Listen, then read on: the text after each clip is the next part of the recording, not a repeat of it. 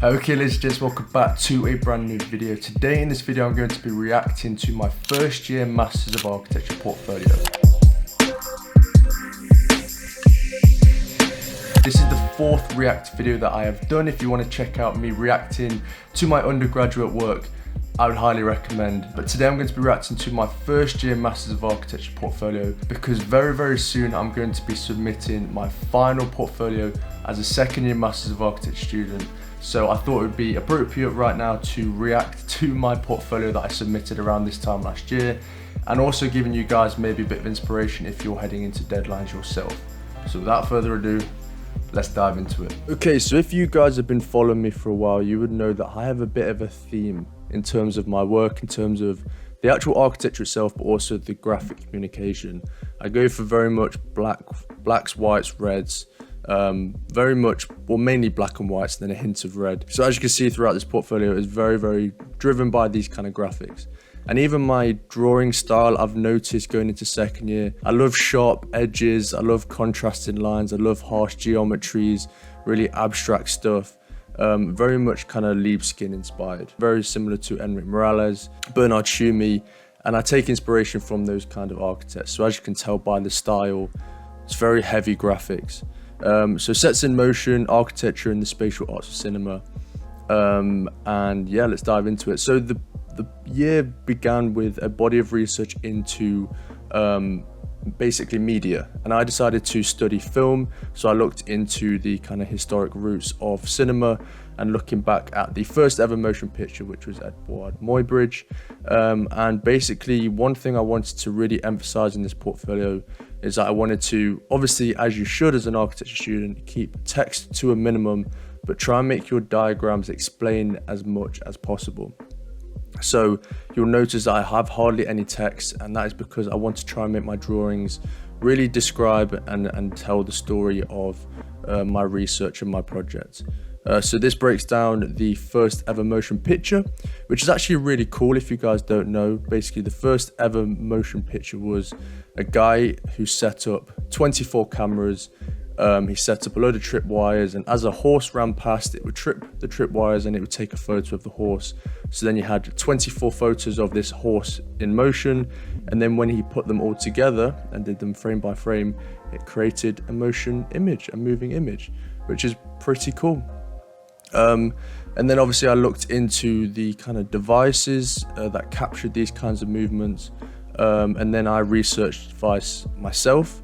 And looking back at this model, although at the time I really liked it, and often in architecture school, at the time you really like your work, you really are kind of proud of what you've done, but then often when you look back and you reflect, you kind of think that doesn't quite work, or that doesn't quite make sense. And this is how I felt with this model, because it was a big, clunky, heavy thing, as you can see here.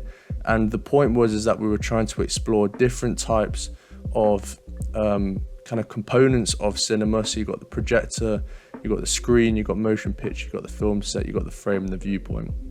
So the logic of it kind of works, but it was just really kind of clunky. And to be honest, I think I did quite a good job of graphically communicating the model without showing a lot of its flaws. So as you can see here, this just demonstrates the model in full with a photo montage, and I think this actually kind of makes the model look better than what it was, if I'm completely honest. But yeah, I mean, it's a common thing when you're looking back on your work, you think, oh, I could have done that better, I should have worked on that a little bit more.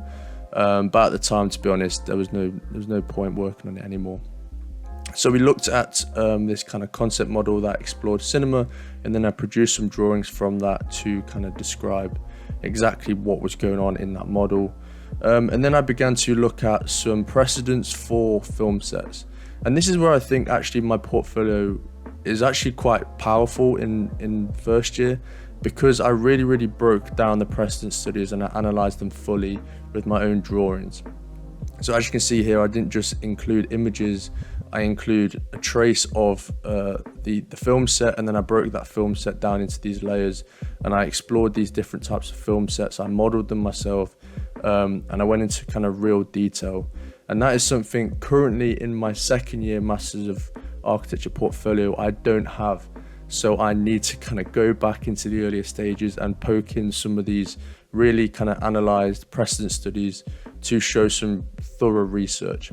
And I think it is super vital to have really thorough research in your portfolios to pretty much back up all your design decisions, back up your projects, back up exactly what you're doing. And very similarly here, this is basically exploring this film set, which is basically built to make it look like a city. But as you can see in the frame, it looks like a city and it looks like the scale of a city. But then when you look at it from a different angle, it's just kind of propped up sets. And this basically indicates that when the camera is set up from a certain angle, you can capture it and make it look like kind of the illusion of this scene when really it is a film set. And this explores those kind of film set principles in the model.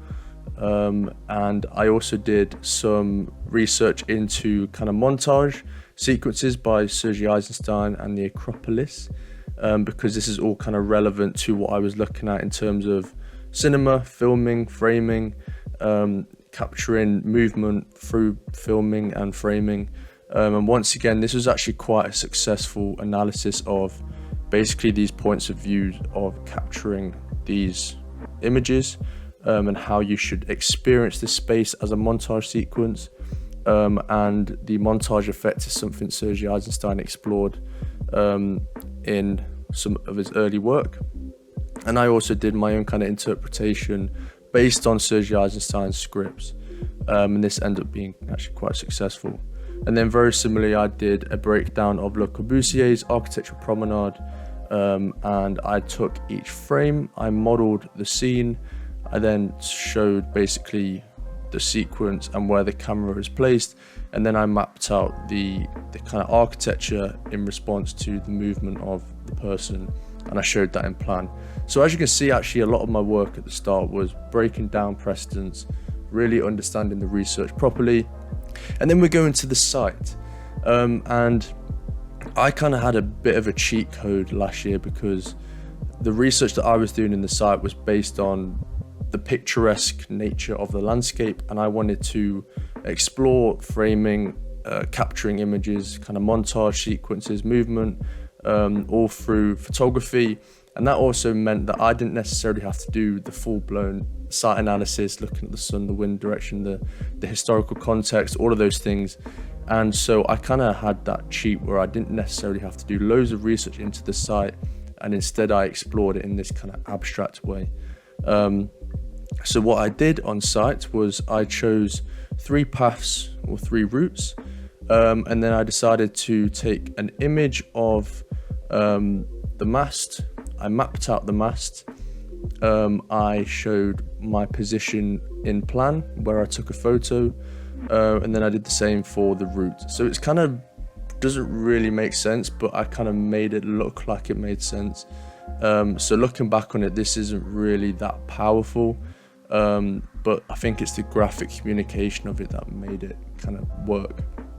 So how I did it was basically I measured from the point of the stairs to the start of the route. I divided it by 12. I got 12 frames, which gave me 12 positions to take a photo of the mast and the path to be able to understand the landscape. So it's called mapping through point of view, and this is very much Bernard Tschumi, Sergei Eisenstein inspired stuff, and it's basically just kind of this in-depth analysis of the site through framing. And I produced these drawings from them, which I think worked quite well, even though I think it's quite hard to read.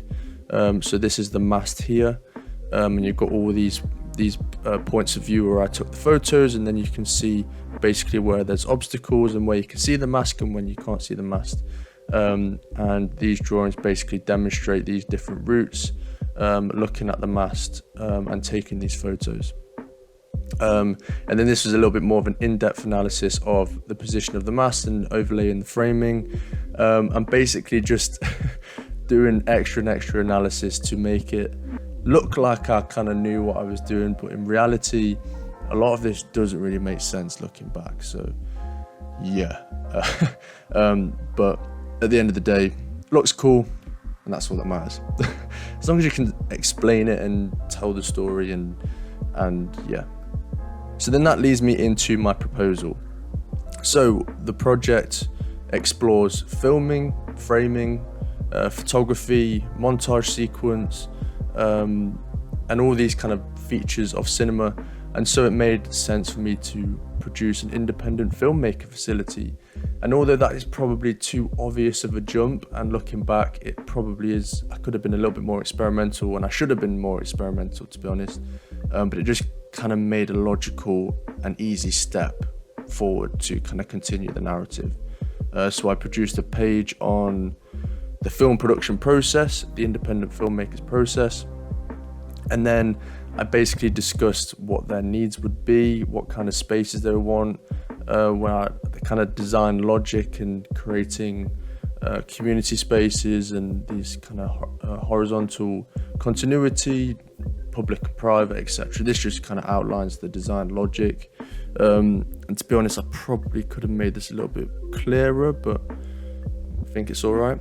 And then I basically used a drawing system, using all of that analysis of the site, taking photos of the mast. I basically picked up on all those lines and all the routes, as you can see, and I basically extended all the lines towards the mast, and it gave me kind of this field diagram with this relationship to the mast, the landscape, and also the palace. I created a model of that, which I think is quite nice, and it shows the topography of the slope, because it's Alexandria Park is just basically a big hill with the palace at the top.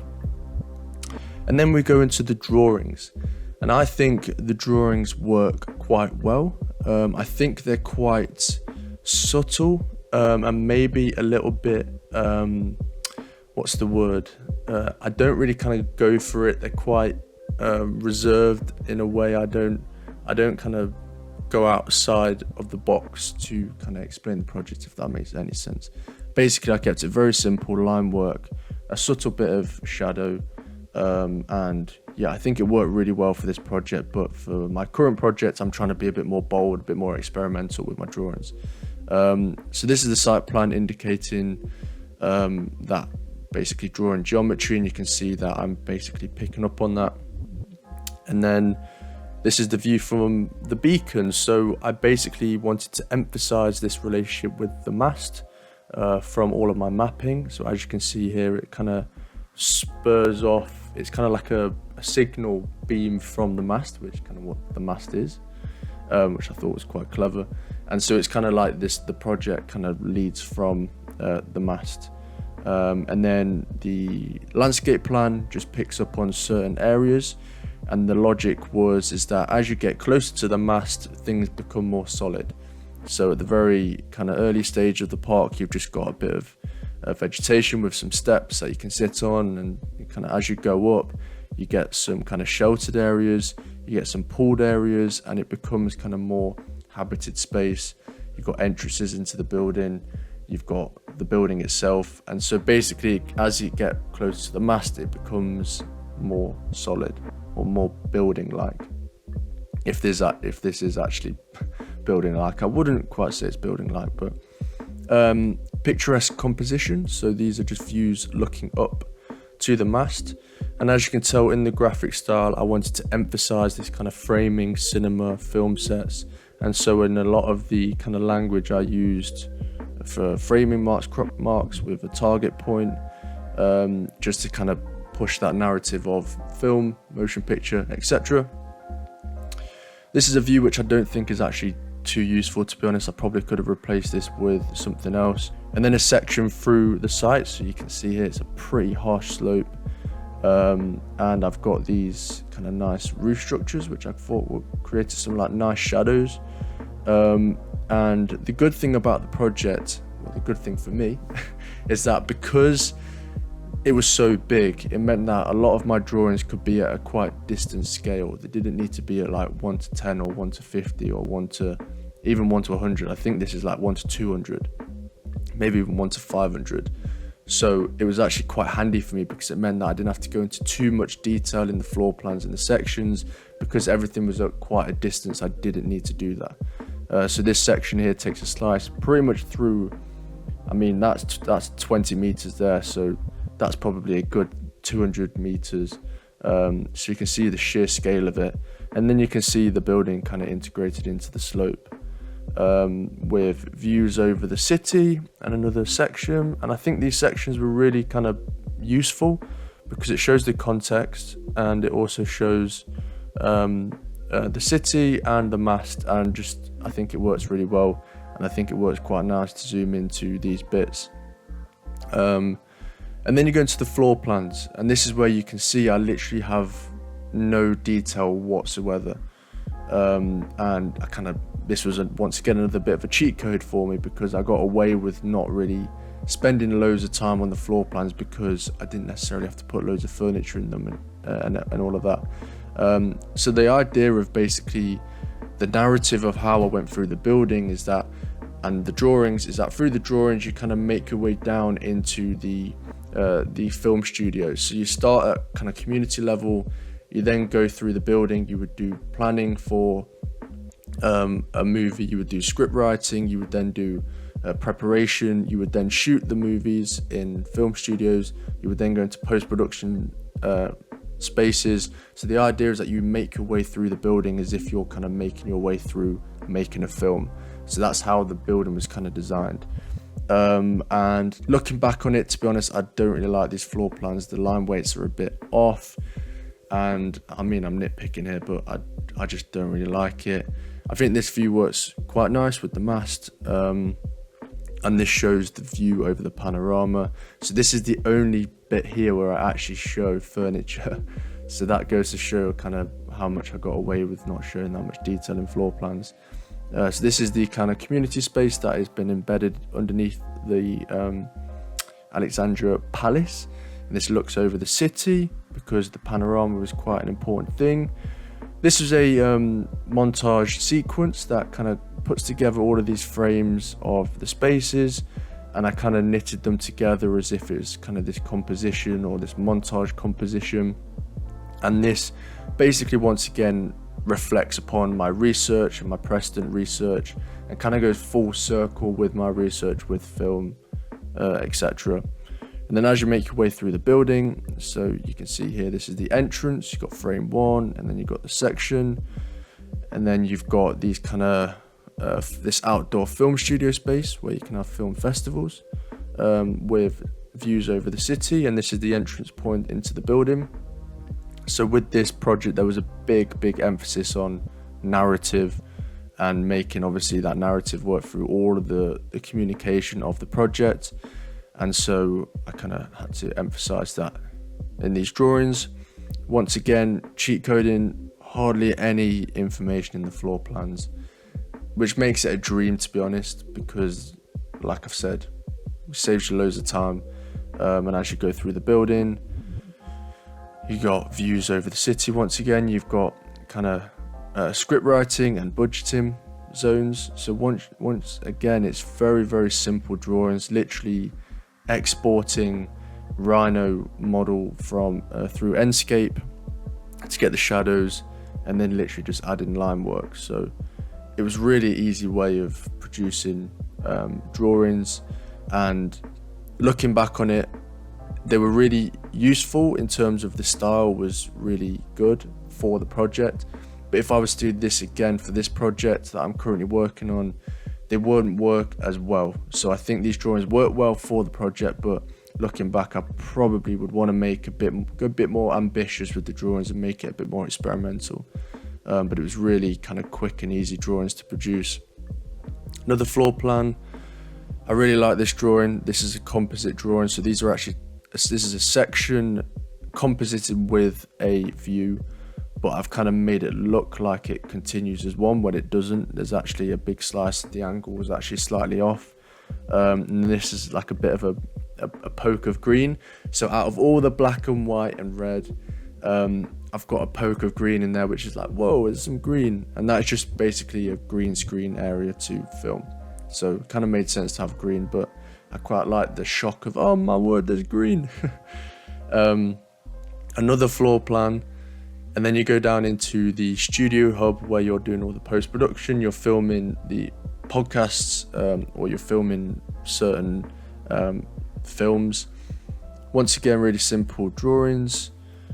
And then you go down into the basement, the very lowest level, where you've got the main shooting areas and main film studios.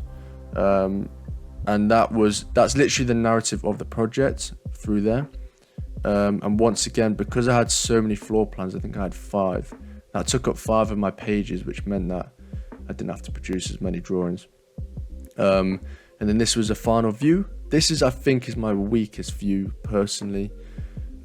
Just because I think because these are quite small and they're kind of like postcard sized, when it's full screen you need to have a lot more detail, and I don't think I have that detail in this drawing, so I don't think it works as well, when I think it works quite well in these kind of smaller ones. And then this is the only drawing that shows any kind of tectonics, materiality, and this is where this year I'm really pushing tectonics, materiality, obviously my sustainable decisions, and also obviously the tectonics and the architectural qualities that come from those tectonics. Because throughout this whole project you would have no idea what the materiality is, you wouldn't know how it was being built, what it is made of, and this is the only point that shows that it's made out of stone, and it's a lot of stone, because you're literally excavating pretty heavily into the slope and you're filling it with stone, which isn't ideal at all. And so this is the only point where you have a bit of color and you show the materiality. And this year, as for the second year master student, I definitely need to emphasize more the tectonics, materiality, and the decision making behind those decisions. And then I finish on, once again, another kind of montage sequence, but a landscape version, showing these kind of images composing together to make this landscape image. And that is the first year portfolio. So whilst I think a lot of things were very successful in terms of responding to research and really pushing a narrative of film, framing, motion picture, the architecture itself and the design of the building itself, I think, was actually quite weak in terms of the tectonics, the materiality. And that's why this year, once again, as I've mentioned, I'm really pushing that. So yeah, that is first year's portfolio. And also another thing is I didn't do many models for the final project itself. And this year, I mean, I've got a week and a half left and I still haven't done any models as well. So I need to maybe do a couple models, because it's really useful just to show something in 3 dimensions that someone can look at, they can pick it up, and you can photograph it really nicely. And that is maybe some of the bits that are missing in this portfolio. That is there's not many models, and not really kind of exploring with materiality. So that is my first year Masters of Architecture portfolio. Looking back on it, it's kind of inspired me a bit in terms of where I need to develop, and also what things work really well and what things don't work so well. I hope you guys found some kind of inspiration from that, and gives you a bit of a push throughout architecture school if you're going into a deadline currently, or if you're just kind of making your way through architecture school. So yeah, thank you so much for watching the video. If you enjoyed it, please smash the thumbs up. Don't smash the thumbs down button, smash the thumbs up button. Make sure to subscribe, hit that notification bell, and I'll see you next time. Peace.